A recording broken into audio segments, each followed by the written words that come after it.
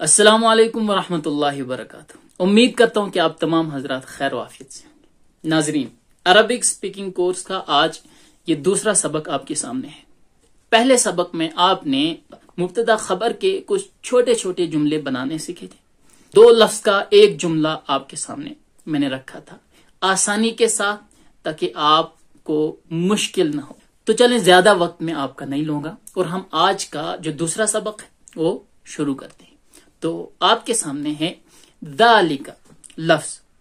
پہلے سبق میں آپ نے ھذا پڑھا۔ ھذا کے معنی یہ، ھذا یہ ایسا لفظ ہے جس کے ذریعے سے ہم کسی کی طرف اشارہ کرتے ہیں۔ ھذا کے معنی یہ، اور یہ لفظ استعمال ہوتا ہے کسی ایسی چیز کے لیے جو مذکر ہو اور ہمارے نزدیک ہو۔ جیسے ہمارے نزدیک کوئی ایسی چیز ہے جو مذکر ہو، جیسے آدمی ہے، مرد ہے، تو ھذا رجل، ٹھیک ہے، تو قریب کے لیے۔ لیکن وہی انسان اگر ہم سے زیادہ تھوڑا دور ہو تو اس کے لیے ہم کون سا لفظ استعمال کریں گے؟ وہ لفظ ہے ذالک۔ جو آدمی ابھی ہمارے نزدیک تھا، ھذا رجل، اب وہ دور ہو گیا تو اس کے لیے ہم ذالک رجل، وہ ایک آدمی ہے، ٹھیک ہے۔ تو پچھلے سبق میں آپ نے ھذا پڑھا اور اس سبق میں آپ ذالک پڑھیں گے۔ ایک ایک لفظ کی آپ کو پریکٹس کرائیں گے۔ ایک سبق میں ایک لفظ آپ کو دیا جا رہا ہے، کوئی زیادہ مشکل نہیں ہے۔ اگر آپ محنت کریں گے تو آپ اپنے گھر بیٹھے اپنے موبائل فون کے ذریعے سے عربی زبان سیکھ جائیں گے، اور قرآن پاک کی تلاوت کرتے کرتے جب آپ اس کو سمجھیں گے، جب آپ وہ الفاظ آپ کو سمجھ میں آ جائیں گے، احادیث مبارکہ کے وہ مبارک لفظ الفاظ جب آپ سنیں گے اور ان کو سمجھیں گے، تو اس وقت آپ کیا محسوس کریں گے وہ اللہ ہی بہتر جانتے ہیں۔ تو آج کے اس درس کا پہلا جملہ ما ذالک۔ ما کے معنی آپ کو پتہ چل گئے ہیں کہ ما کے معنی کیا، ذالک معنی وہ۔ ما ذالک وہ کیا ہے؟ پہلے سبق میں آپ نے استعمال کیا تھا ما ھذا، یہ کیا ہے؟ ھذا نزدیک کے لیے، ذالک دور کے لیے۔ ھذا کے معنی یہ، ذالک کے معنی وہ۔ ما ذالک وہ کیا ہے، ٹھیک ہے۔ دوسرا جملہ ذالک نجم، ٹھیک ہے۔ اس کے جواب میں آپ کو بتایا جا رہا ہے کہ ذالک نجم، وہ ستارہ ہے، ٹھیک ہے۔ ستارے کے لیے ہم نے ذالک کا استعمال اس لیے کیا کیونکہ یہ دور ہے۔ ھذا قریب کے لیے، ذالک بعید کے لیے۔ ذالک نجم وہ ستارہ ہے، وہ ایک ستارہ ہے۔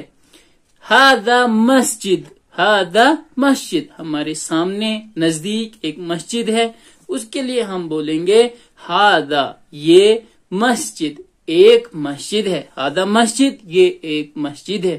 وذالک بیت، ھذا مسجد، یہ ایک مسجد ہے۔ وذالک بیت، اور وہ، ذالک کے معنی وہ، بیت کے معنی ایک گھر۔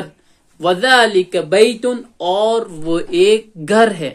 ھذا مسجد وذالک بیت، یہ ایک مسجد ہے اور وہ ایک گھر ہے۔ ھذا حصان وذالک حمار، ھذا حصان وذالک حمار، یہ ایک گھوڑا ہے اور وہ ایک گدھا ہے۔ یہ ایک گھوڑا ہے اور وہ ایک گدھا ہے۔ تو دیکھیں، ھذا حصان، یہ ایک گھوڑا ہے، ذالک حمار، اور وہ ایک گدھا ہے۔ ضروری نہیں کہ آپ انہی الفاظ کو استعمال کرو۔ ان الفاظ کے بجائے آپ جو آپ کے سامنے چیزیں ہیں ان کو استعمال کریں۔ آپ کے سامنے کتاب ہے تو کتاب کا لفظ ھذا کتاب کہیں۔ آپ کے سامنے کھانا ہے تو اس کی عربی بنائیں۔ آپ کے سامنے کوئی چھوٹا بچہ ہے تو اس کی عربی بنائیں۔ آپ کے سامنے دکان میں رکھی ہوئی کوئی چیز ہے تو اس کی عربی پتہ کریں۔ تو آپ اسی طرح مشق کرتے جائیں۔ اذالک کلب، کیا وہ کتا ہے؟ سوال کیا جا رہا ہے۔ کے معنی کیا، ذالک کے معنی وہ، کلب ایک کتا ہے، کیا وہ ایک کتا ہے؟ لا، نہیں۔ ذالک قط، وہ ایک بلی ہے۔ ما ذالک وہ کیا ہے. ٹھیک ہے.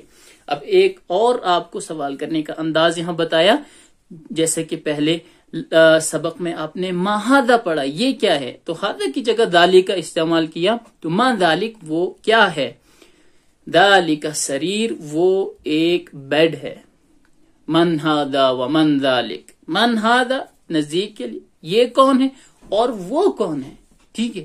من ھذا ومن ذالک یہ کون ہے اور وہ کون ہے. ھذا مدرس وذالک امام. ٹھیک ہے. یہ ایک ٹیچر ہے اور وہ ایک امام صاحب ہے. اسی طرح آپ کہہ سکتے ہیں کہ ھذا طالب، یہ ایک طالب علم ہے، وذالک مدرس اور وہ ادھر مدرس ہیں، ٹیچر ہیں. ما ذالک وہ کیا ہے. ذالک حجر وہ ایک پتھر ہے. ھذا سکر وذالک لبن، ھذا سکر وذالک لبن یہ چینی ہے، وذالک لبن اور وہ دودھ ہے، وہ دودھ ہے. ھذا سکر وذالک لبن یہ چینی ہے اور وہ دودھ ہے. تمرین اقرأ واکتب بہت آسان تھا. جو الفاظ آپ کے پہلے سبق میں استعمال ہوئے وہی الفاظ اس سبق میں بھی استعمال کیے گئے ہیں. بس ایک انداز آپ کو بدلنا ہے. آپ کو صرف اتنا بتانا ہے کہ ھذا نزدیک کے لیے اور ذالک دور کے لیے. ھذا کے معنی یہ اور ذالک کے معنی وہ. اب آپ کا جو بات کرنے کا، مشق کرنے کا جو میدان ہے اس کو وسعت دی جا رہی ہے. ابھی تک آپ اپنے قریب کی چیزوں کے بارے میں بول رہے تھے، اب آپ کو ذالک کے ذریعے سے آپ اپنی دور کی چیزوں کو بیان کر سکتے ہیں. تو یہ آپ کے سامنے تمرین ہے. اقرأ واکتب پڑھو اور لکھو. ھذا سکر وذالک لبن پتہ چل گیا آپ کو معنی.